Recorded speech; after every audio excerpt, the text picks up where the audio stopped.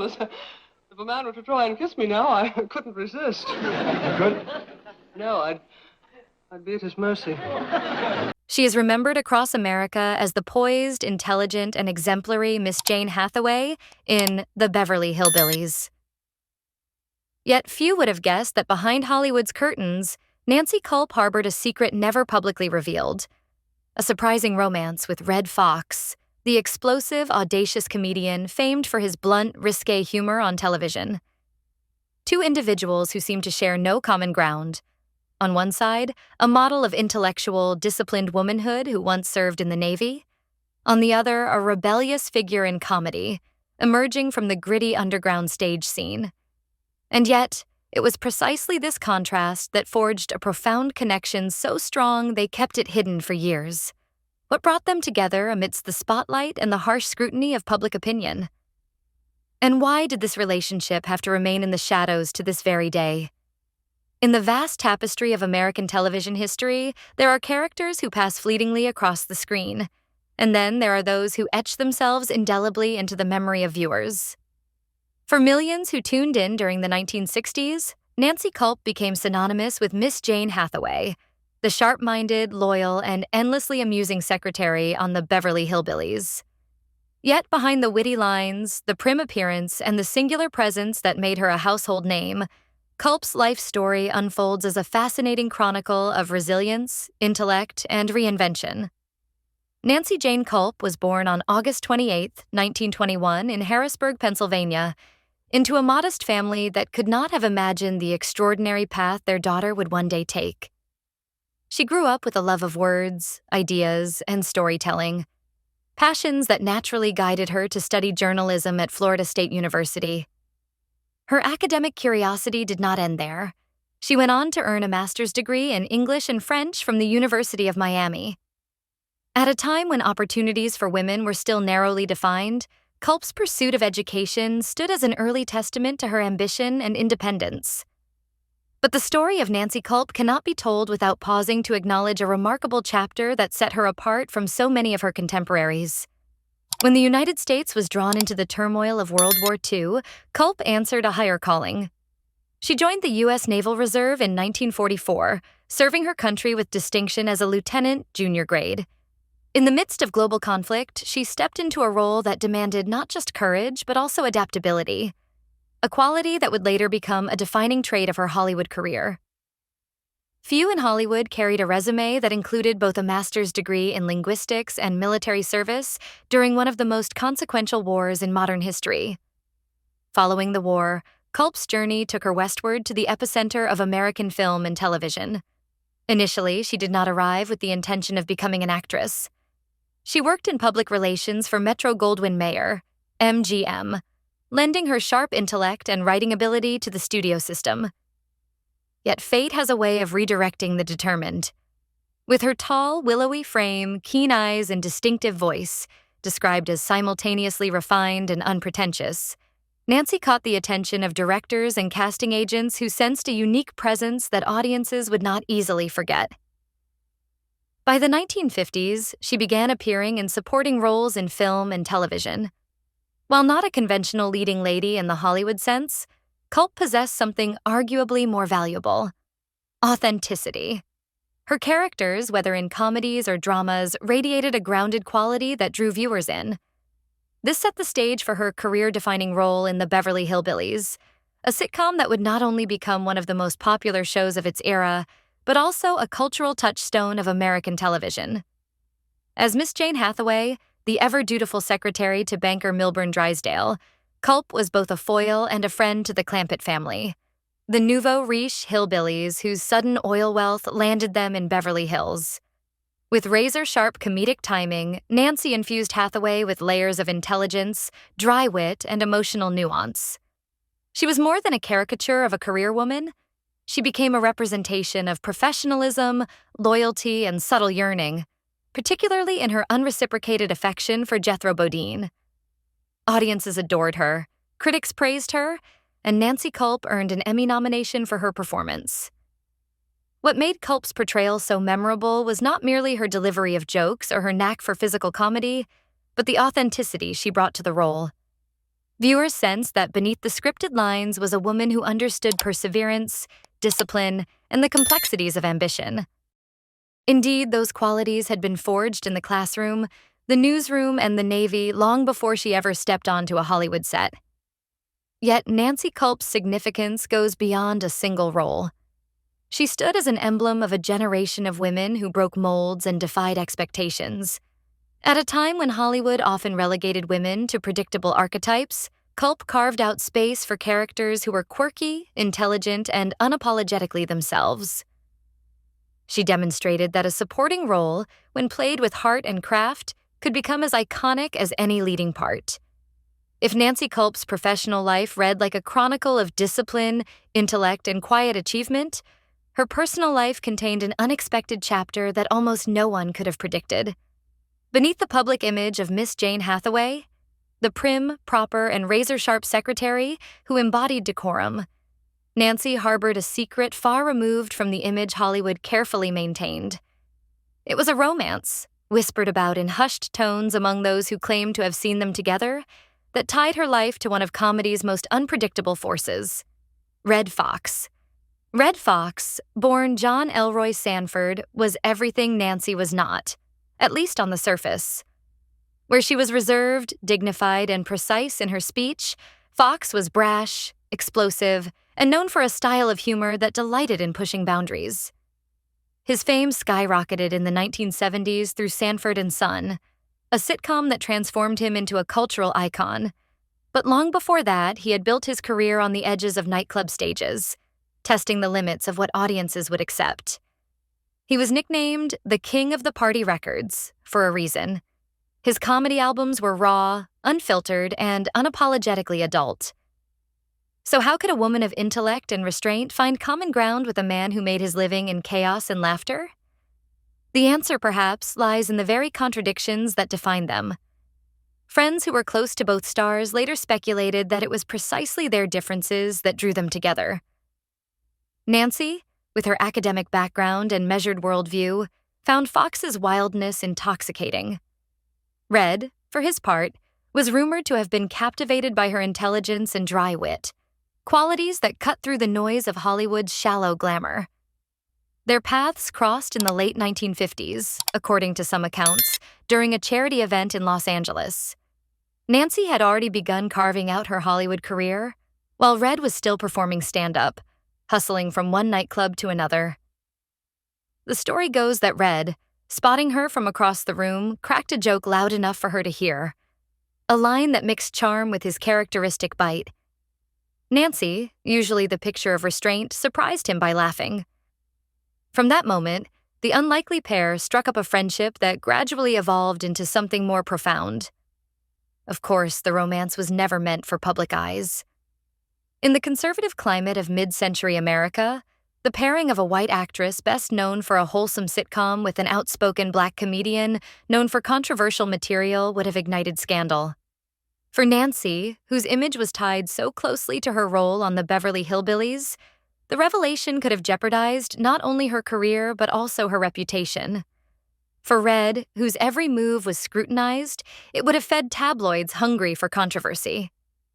And so, the relationship remained hidden in the shadows, carried out in private dinners, discreet getaways, and stolen moments away from Hollywood's relentless gaze.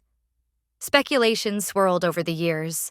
Some insiders claimed that Fox once referred to Nancy as the classiest woman I ever met, though he never elaborated on what lay beneath that remark. Others hinted that their bond was not just romantic, but also deeply intellectual. Despite his rough stage persona, Redd was a man of keen observation, and Nancy, who had built her life on intellect and insight, understood him in ways others did not. Together, they created a world where each could be vulnerable.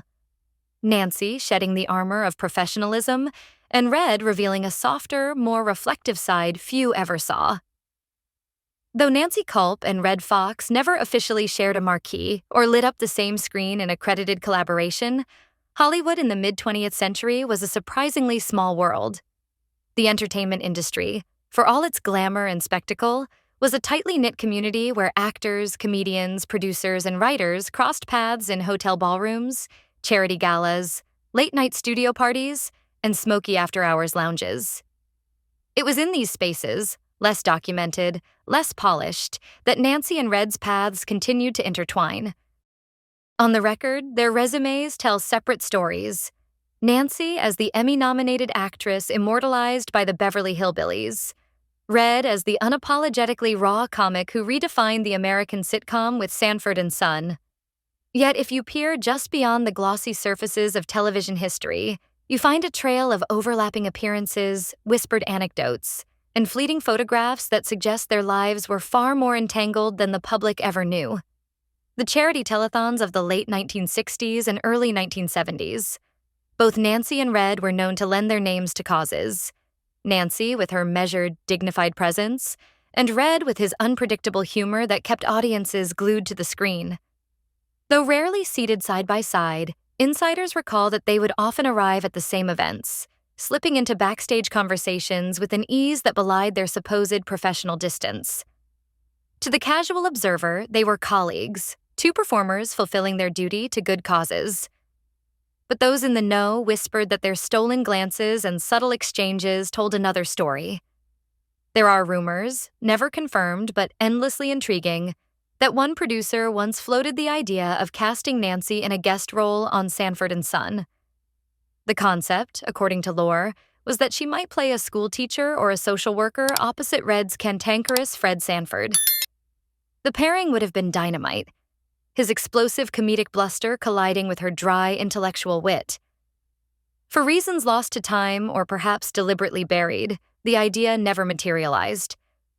Some say Nancy herself turned it down, fearing that stepping into Redd's world would expose too much of their private bond. Others claim network executives balked at the chemistry they already suspected existed off-screen. Even without joint screen time, the pair seemed to orbit each other in ways that kept tongues wagging behind closed doors. One oft-retold anecdote describes a star-studded Hollywood Christmas party in the early 70s, where Redd allegedly commandeered the microphone to roast half the room. In the midst of his raucous routine, he turned unexpectedly tender, praising, "A lady who proves brains are the sexiest thing in Hollywood." Those present swear his eyes were fixed directly on Nancy, seated demurely at the back of the room, her smile betraying just enough to fuel speculation. If Hollywood was a stage, then Nancy and Redd's relationship was its most carefully guarded performance. Their lack of shared credits almost made the whispers more intoxicating. Fans expect sparks between co-stars. What they never expect is a hidden script playing out entirely off-camera. This was the secret role both actors inhabited, a private drama unfolding while the public consumed their on-screen personas.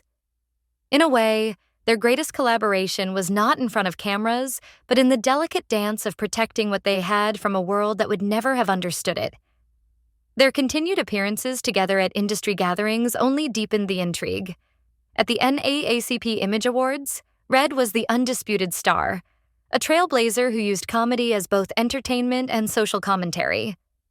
Nancy, though an outsider to that particular stage, appeared more than once in the audience, offering support that raised eyebrows.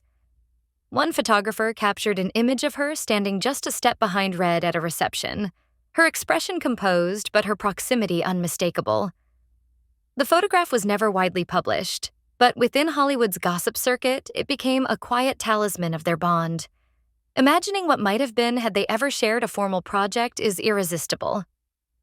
Picture Nancy as a guest star in one of Redd's legendary nightclub sets, gamely trading quips with him in that unmistakable voice of hers. Or imagine Redd slipping into a cameo on the Beverly Hillbillies, rattling the clampets with his irreverent humor, while Miss Hathaway tried to keep order. The clash of styles could have been electric, a collision of sophistication and irreverence that television audiences of the day were rarely allowed to see. Instead, the collaboration lived only in private. Quiet conversations, rehearsed lines exchanged in living rooms rather than on sets, laughter shared in hotel suites rather than studio soundstages. By the time whispers of Nancy Culp's clandestine romance with Redd FOXX began circulating in Hollywood's back corridors, many struggled to reconcile the pairing. To outsiders, they seemed like oil and water. She was the disciplined intellectual. the woman who had worn a Navy uniform and navigated academia before finding herself in front of the camera. He was the irrepressible comic, the king of unfiltered nightclub routines whose laughter often carried the sting of truth. Yet, when we look closer, it becomes clear that their attraction wasn't in spite of their differences. It was because of them. What truly bound Nancy and Red together was not simply physical attraction or fleeting curiosity. Beneath their contrasting exteriors lay a shared devotion to ideas, to justice, and to questioning the social norms of their time. Both were, in their own way, rebels. Nancy, though wrapped in the image of prim Miss Hathaway, quietly challenged gender roles by building a life that defied convention. She was unmarried, unapologetically ambitious, and comfortable walking alone in a world that often told women their value lay in marriage and motherhood. Red, meanwhile, shattered racial and cultural barriers every time he stepped on stage, wielding humor as both weapon and shield. One can imagine their conversations late at night in Nancy's modest Los Angeles home or in Red's Las Vegas dressing room after a show. She might read passages aloud from James Baldwin or Langston Hughes, while he countered with his own reflections on what it meant to be a Black entertainer in America's segregated spaces. They spoke perhaps of politics, of freedom, of the absurdity of Hollywood's carefully guarded illusions. Both loved books. Both believed in civil rights. And both carried the quiet conviction that the world needed to change, even if their own relationship had to remain hidden to survive. Their secrecy was not just about career preservation.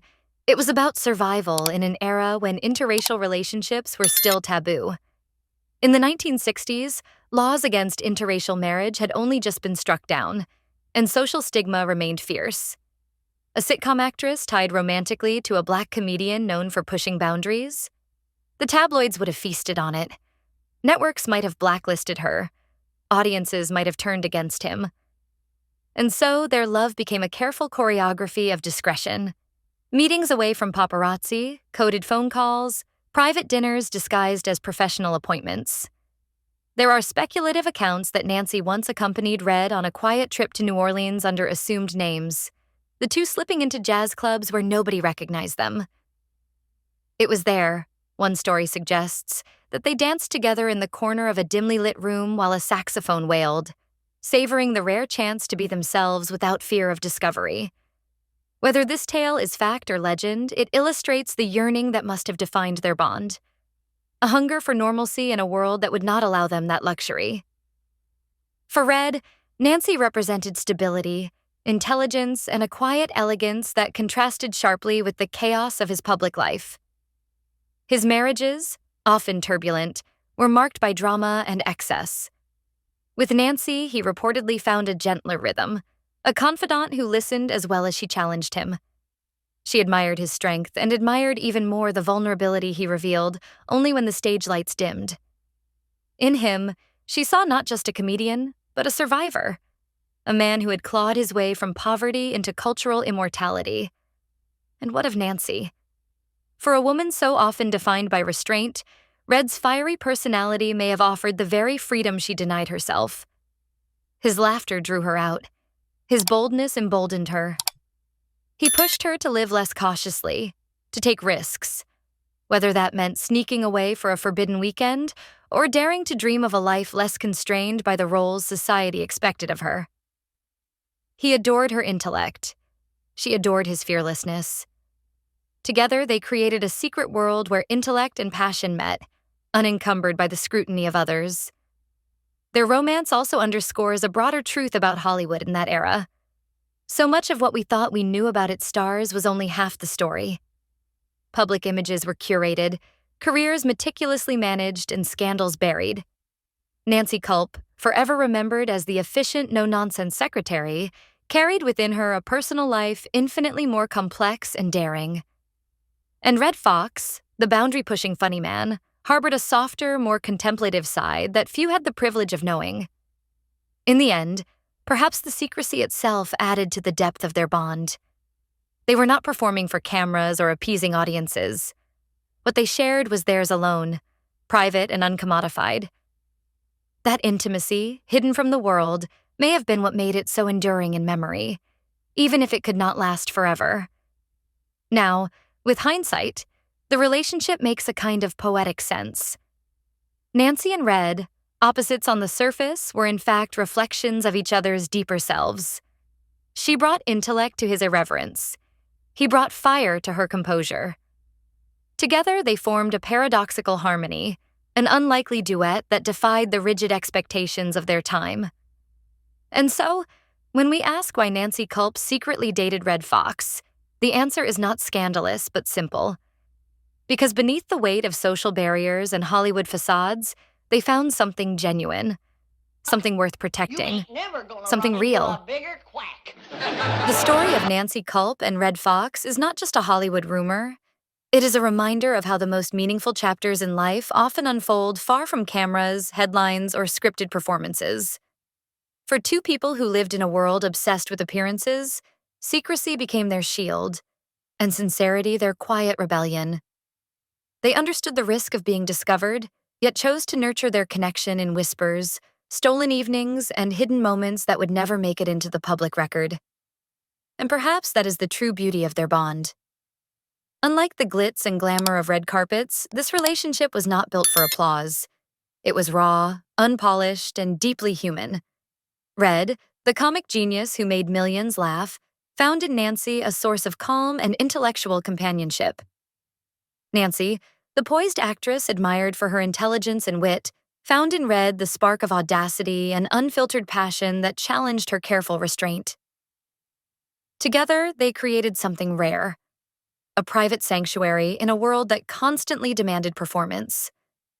Imagine, for just a moment, the scenes we will never see. A quiet dinner in a dimly lit Los Angeles bistro where Red cracks a joke that makes Nancy laugh so hard she nearly spills her wine. A road trip to the desert, where the two sit beneath the stars, speaking not as public figures, but simply as two souls searching for connection. A handwritten note from Nancy, slipped into Red's pocket before a show, wishing him luck in the way only she could. These fragments, whether real or imagined, are the invisible threads of a love story that survives precisely because it was lived in private. Now, decades later, we can finally appreciate their courage.